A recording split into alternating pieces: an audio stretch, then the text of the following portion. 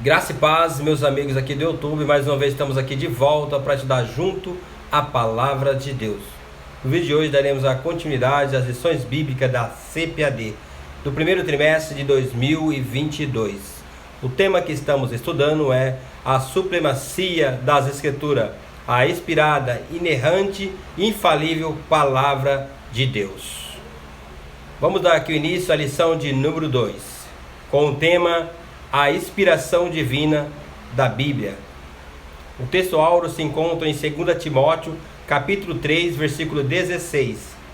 Toda a escritura divinamente inspirada e proveitosa para ensinar, para redarguir, para corrigir, para instruir em justiça.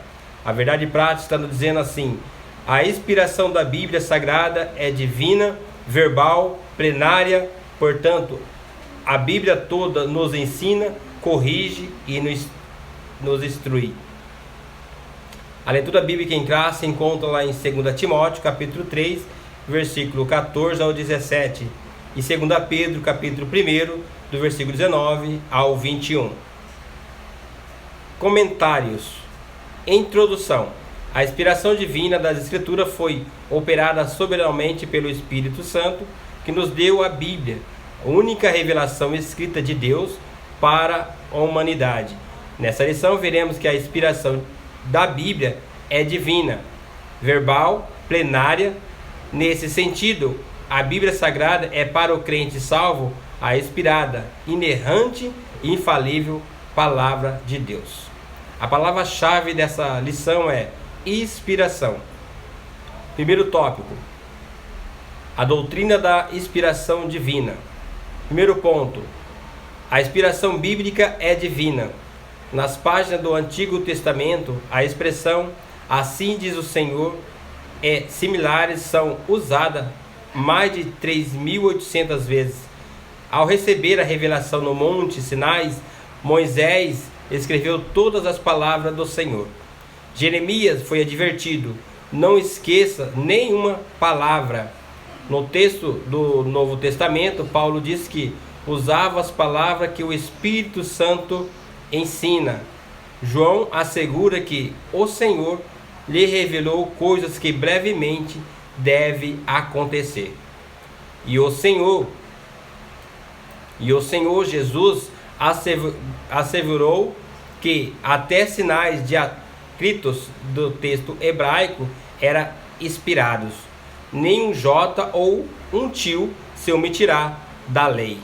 Assim sendo, as Escrituras retificam que a mensagem bíblica veio da parte de Deus. Segundo ponto: a inspiração bíblica é verbal.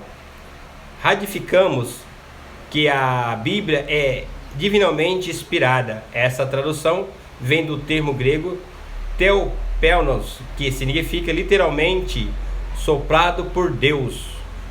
Desse modo, a inspiração é chamada de verbal porque Deus soprou nos escritores sagrados aquilo que deveria ser escrito. Porém, os autores bíblicos não foram usados automaticamente como se escrevesse um ditado. Eles foram instrumento de Deus e cada qual com a sua própria personalidade e talento escreveram, inspirado pelo Espírito Santo. Essa ação divina foi tão intensa que todas as palavras registradas na Bíblia eram exatamente as que Deus queria ver empregadas nas Escrituras. Terceiro ponto: a inspiração bíblica é plenária. A inspiração da Bíblia também é plenária. Isso é,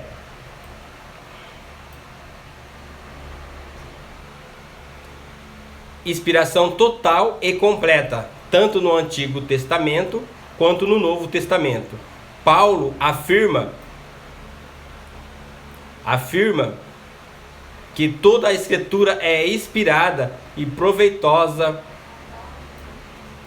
Nossa declaração de fé professa que a inspiração da Bíblia é especial e única, não existindo um livro mais inspirado do que o outro menos inspirado, tendo todas o mesmo grau de inspiração e autoridade.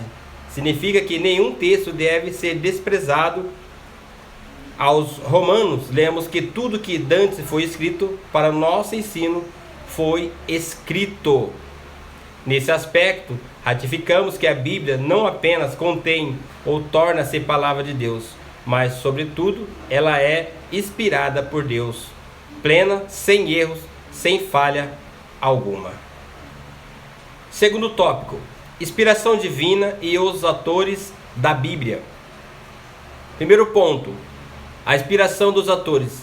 O Espírito Santo garantiu a liberdade dos escritores bíblicos conforme a capacitação de cada um.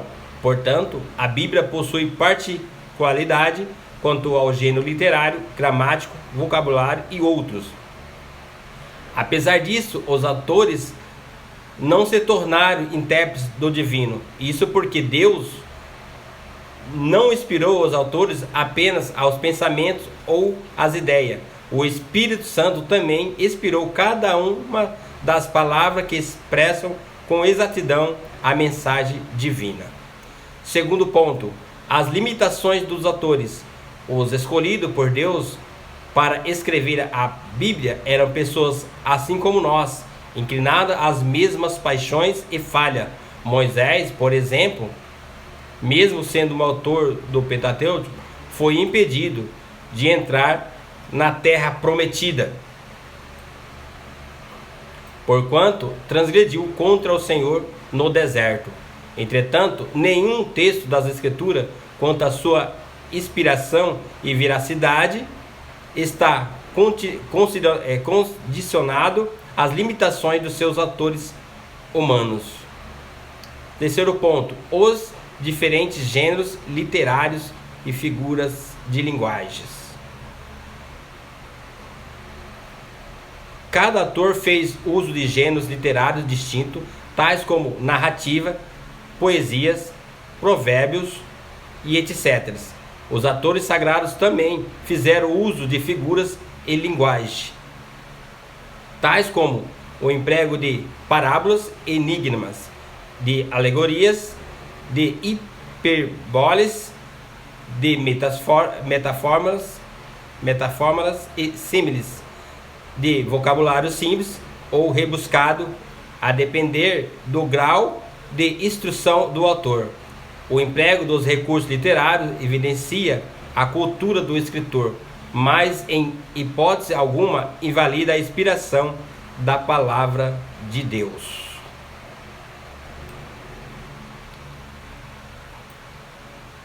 Quarto ponto, a linguagem do senso comum. Na descrição de fenômenos científicos, por exemplo, os autores sagrados usaram a fraseologia comum e popular para citar um dos casos ao descrever a herança dos Rubenitas, também dos Catitas e o meio da tribo de Manassés. Josué fez alusão ao nascer do sol, e na batalha contra os amorreus, ele registrou que o sol parou. Essa linguagem não ignora os fundamentos científicos, nem desacredita a inspiração da palavra de Deus. Apenas busca alcançar a compreensão de todos. Terceiro tópico, o Espírito Santo e a Bíblia. A inspiração do Antigo Testamento, a Bíblia, é categórica em reiterar sua inspiração divina. O registro de Juízes ensina que os livros de Moisés são o mandamento do Senhor. Esdras reconhece como inspirados os livros de Jeremias, Ageu e Zacarias. A respeito da inspiração da lei de Moisés e dos profetas, Zacarias ensinou que os seus escritos eram palavra que o Senhor dos Exércitos enviara pelo seu Espírito mediante os profetas precedentes. O próprio Cristo mencionou a lei de Moisés, os profetas, os escritos como os livros inspirados. Essa declaração atestam o Espírito Santo como uma fonte originária de inspiração do Antigo Testamento. Segundo ponto, a inspiração do Novo Testamento. O Novo Testamento possui dois pressupostos básicos de sua inspiração: a promessa de Cristo de enviar o Espírito Santo para guiar os discípulos.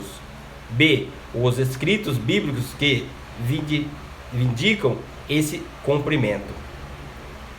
Nesse aspecto, Paulo declara que escreve sobre a orientação do Espírito e que suas epístolas são palavra de Deus. Pedro reconhece essa verdade e classifica os livros de Paulo como escrituras. Nessa direção, vários outros textos apontam para a ação do Espírito Santo nos escritos da Nova Aliança. Terceiro ponto, terceiro ponto, a obra da regeneração e a iluminação. A Bíblia ensina que o Espírito Santo testifica de Cristo e convence o mundo do pecado, da justiça e do juízo. Desse modo, o Espírito Santo atua no processo da salvação e produz a fé regeneradora, que vem pelo ouvir a palavra de Deus. Nesse aspecto, o Espírito Santo não apenas inspirou a palavra da salvação, mas também as aplica ao coração humano a fim de regenerar os pecadores. Sem esse mover do Espírito Santo, não é possível nem aceitar, nem entender a palavra de Deus. Essa ação em conduzir o pecador a compreender as verdades bíblicas chama-se de iluminação. Porém, ressalta-se que o Espírito Santo ilumina o que ele já tem inspirado. Não se trata de nenhuma nova revelação. Vamos para a conclusão. Conclusão. A Bíblia é a palavra de Deus escrita. Ela foi escrita verbalmente e seus autores a escreveram inspirado pelo Espírito Santo. A inspiração da Bíblia é plena. Todos os livros e palavras da Bíblia têm total completa autoridade. Esse ensino concorda com nossa declaração de fé, que professa crer na inspiração divina, verbal e plenária da Bíblia Sagrada. Única regra infalível de fé e prática para a vida e o caráter cristão. Amém? Obrigado por estar nos assistindo até aqui. Deus abençoe e vamos aí para o próximo vídeo em nome de Jesus. Deus te abençoe.